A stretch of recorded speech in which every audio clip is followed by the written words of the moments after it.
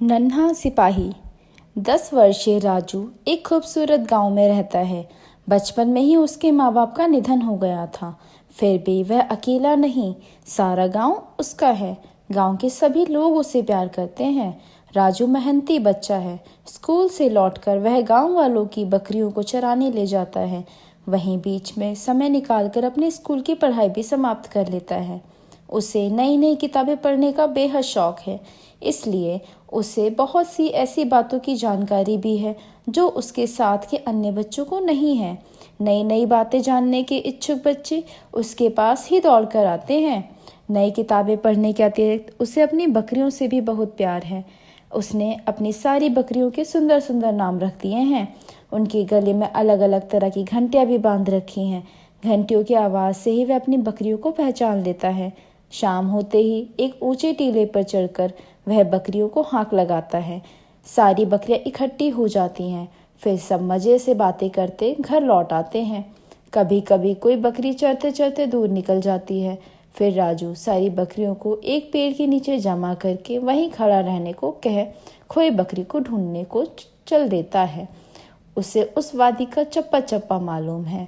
बड़ी सड़कें, छोटी सड़कें, पतले संकरे रास्ते, पगडंडियां, छोटे रास्ते, सब उसे अच्छी तरह याद है। एक दिन दोपहर के समय उसकी सारी बकरियां इधर उधर चर रही थी। वह एक पेड़ के नीचे बैठा अपना स्कूल का काम कर रहा था।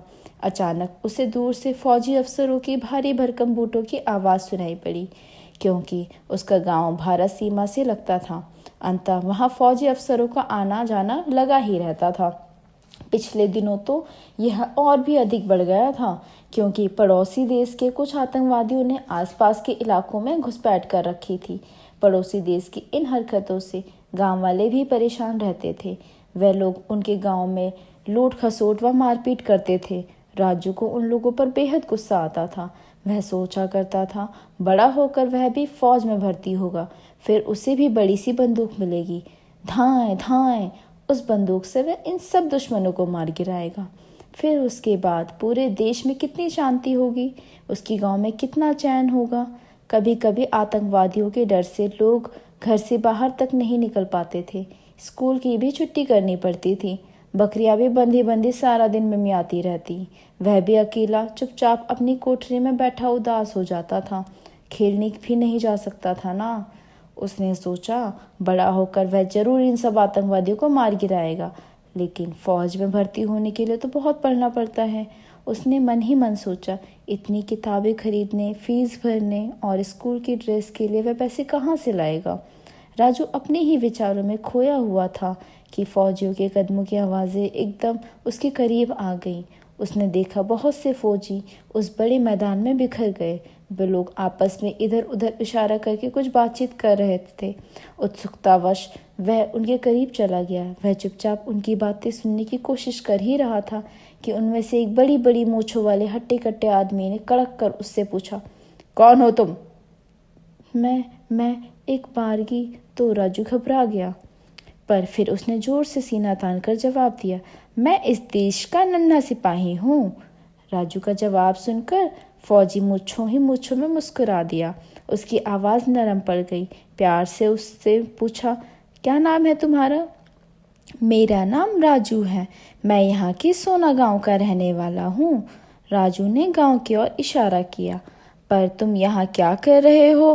तुम जानते नहीं, यहाँ से थोड़ी दूर पर ही हमारे और दुश्मनों के बीच जोर से लड़ाई व गोलाबारी चल रही है, एक फौजी ने पूछा। राजू ने जवाब दिया, हाँ मैं जानता हूँ, हमारे लिए तो ये रोज की बात है। मैंने तो ऊपर वो चौकी भी देखी हुई है, वह काली है ना? राजू ने अपनी प्यारी सी काली बकरी के सींग पकड़कर उसे अपने पास घसीटते हुए कहा। एक दिन इस गांव घास चरते चरते ऊपर चौकी तक पहुंच गई थी शैतान कहीं की। राजू ने काली की पीठ पर धौल जमाई। फिर क्या हुआ? फौजी ने उत्सुकता से पूछा। फिर क्या होना था? इसे ढूंढते ढूंढते मुझे भी ऊपर चौकी तक जाना पड़ा। वहां से मैं इसे कान पकड़कर खींचता हुआ नीचे लाया हूँ, राजू ने जवाब दिया। तुम्हें क्या ऊपर चौकी का रास्ता मालूम है? उसी बड़े बड़े मूंछों वाले फौजी अफसर ने हैरानी से पूछा। वह शायद फौजियों का कप्तान था। हाँ हाँ मालूम है, मैं तो इसी काली के चक्कर में वहाँ कई बार जा चुका हूँ। राजू ने शिकायत भरे लफ्ज़ से कहा। पर यहाँ से तो वह जगह बहुत दूर है, यहाँ से करीब 3-4 घंटे का रास्ता है, फौजी ने हैरान होते हुए कहा। राजू तपाक से बोला, अरे नहीं, 3-4 घंटे तो घूम कर जाओगे सड़क के रास्ते से, तब लगते हैं। मैं तो इस छोटी पगडंडी के साथ चढ़कर आधे घंटे में ही ऊपर पहुंच जाता हूँ। अगर मैं 3-4 घंटे जाने में लगा दूँ तो फिर स्कूल कैसे जाऊँगा, और फिर इतनी देर मेरी बकरियों का क्या होगा, सोचो तो सही। उसकी बात को अनसुना करते हुए फौजी अफसर ने झटपट पूछा, क्या तुम हमें वह रास्ता दिखा सकते हो? वास्तव में हम इस प्रदेश के नहीं हैं, बाहर से आए हैं। हमारे पास यह नक्शा तो है, पर इसमें छोटा रास्ता नहीं है। और सबसे बड़ी मुश्किल की बात यह है कि हमारी चौकी में गोला बारूद व रसद समाप्त होने वाला है। हमें जितनी जल्दी हो सके यह सामान उन तक पहुंचाना है, वरना हमारी हार निश्चित है। नन्हे सिपाही, फौजी ने एक ही सांस में सारी बात कह दी। वह वास्तव में बहुत चिंतित लग रहा था। अरे यह बात है, तुमने पहले क्यों नहीं बताया? रास्ता ही नहीं बताऊंगा, मैं तुम्हारे साथ भी चलूंगा। मैं भी दुश्मनों की दांत खट्टी करूंगा। मुझे भी एक बंदूक दे दो, राजू ने तपाक से कहा। लेकिन तुम्हारी इन बकरियों का क्या होगा?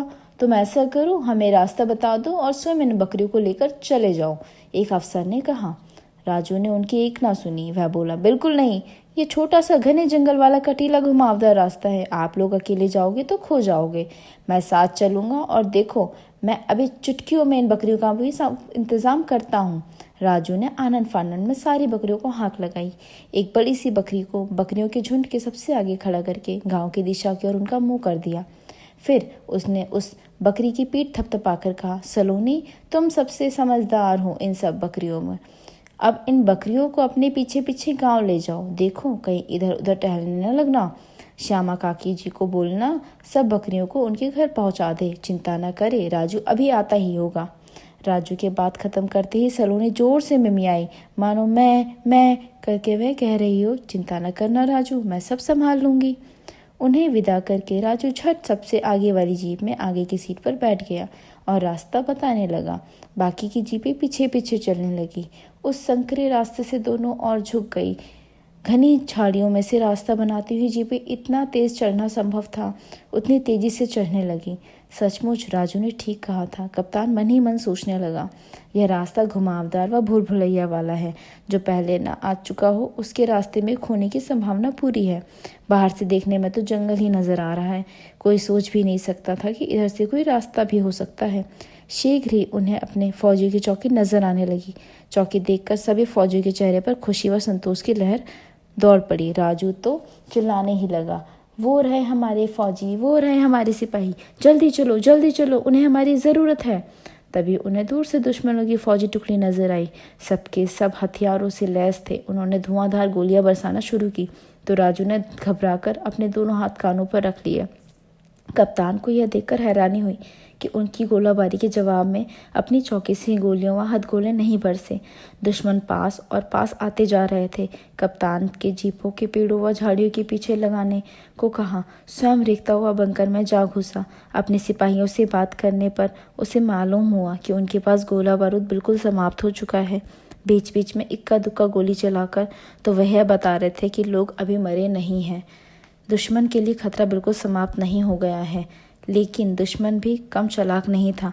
कभी कभी इक्का दुक्का गोली चलाने से उन्हें पता चल रहा था कि दुश्मन कमज़ोर है, या तो वह काम ही लोग जीवित बचे हैं अथवा उनके पास गोला बारूद समाप्त हो चुका है। अपनी फौजों को गोला बारूद व रसद के साथ पहुंचते देख चौकी के सैनिकों का हौसला दुगना हो गया। सबके चेहरे खुशी से चमक उठे। कप्तान के इशारे पर चौकी से सैनिकों और साथ आई टुकड़ी के दुश्मनों पर गोलियां या हथगोलों की बरसात शुरू कर दी। अचानक हुए इस हमले से दुश्मन की फौज एकदम घबरा गई। उसने भगदड़ मच गई। सिपाही घबराकर इधर उधर भागने लगे। हड़बड़ाहट और घबराहट में उन्हें कुछ समझ न आया कि किधर जाएं, क्या करें क्या ना करें। देखते ही उनकी सारी फौज धराशय हो गई। अब अपनी फौज की बारी थी। वह शीघ्र आगे बढ़कर दुश्मन की चौकी पर कब्जा कर लें। खुशी के मारे सैनिक फूले नहीं समा रहे थे।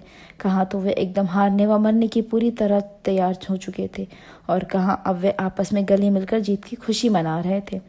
पहली वाली टुकड़ी के कप्तान ने नई आई टुकड़ी के कप्तान को गले लगाते हुए कहा, इस विजय का श्रेय तुम्हारी सिर है भाई। यदि तुम समय पर ना पहुंचते तो हमारी हार व मौत दोनों निश्चित थी। बड़ी बड़ी मूंछों वाले कप्तान ने मुस्कुराकर राजू को गोद में उठाते हुए कहा, इस विजय का सारा सहरा मेरे नहीं, इस नन्हे सिपाही के सिर पर है। यदि यह हमें रास्ता ना दिखाता तो यकीनन आज नहीं कल तक ही तुम्हारे पास पहुंचते। सबने उस नन्हे सिपाही की पीठ थपथपाई। कप्तान ने पूछा, बोलो तुम्हें इनाम में क्या चाहिए नन्हे सिपाही? नन्हे सिपाही ने बिना एक पल भी गवाए तपाक से जवाब दिया, मैं भी बड़ा होकर आपकी तरह फौज में भर्ती होना चाहता हूँ। मैंने सुना है इसके लिए बहुत पढ़ना पड़ता है, बहुत बड़े स्कूल में जाना पड़ता है, लेकिन मेरे पास तो पैसे नहीं हैं। कप्तान ने मुस्कुराकर कहा, चिंता मत करो, हम तुम्हारा दाखिला सैनिक स्कूल में करवा देंगे। तुम्हारी पढ़ाई का सारा खर्च उठाना अब हमारी जिम्मेदारी है। तुम हमसे भी बड़े सिपाही बनोगे नन्हे सिपाही। सब फौजियों ने उन्हें नन्हे सिपाही को जोरदार सैल्यूट मारा। धन्यवाद।